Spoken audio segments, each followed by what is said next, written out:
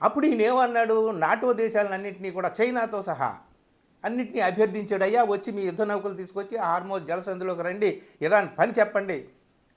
So అని చెప్పేసి వాళ్ళందరినీ కూడా అభ్యర్థించాడు కదా, రిక్వెస్ట్ చేశాడు కదా, గింగిరాలు పడ్డాడు కదా. చైనా చిరునవ్వుని ఊరుకుంది. మిగిలిన నాటో దేశాలకి ఫ్రాన్స్ కాదు, జపాన్ కాదు, ఇటలీ కాదు, జర్మనీ కాదు, అన్నీ అసలు ఈ యుద్ధంతో మాకు సంబంధమే లేదురా బాబు, నువ్వు మొదలుపెట్టావు, నువ్వే తెలుసుకో అని చెప్పేసి నీ కదా.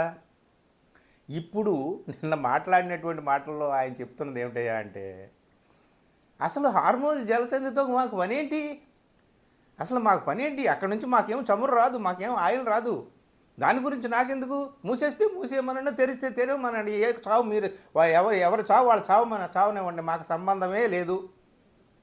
అసలు హార్మోజ్ జలసంధికి మేము మా యుద్ధ నౌకల్ని పంపము, దాన్ని తెరిపించాల్సినటువంటి అవసరం మాకు లేనే లేదు.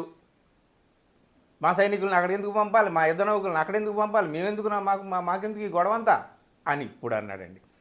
మాట మార్చడంలో అసలు ఆయనకి శాంతి బహుమానం కావాలంటాడే, నోబెల్ శాంతి బహుమానం అది కాదు. మాట మార్చడంలో ఏమైనా నోబెల్ ప్రైజ్ ఉంటే ట్రంప్కి ఇవ్వాలి, ఒక్కసారి కాదు 100 సార్లు ఇవ్వాలి.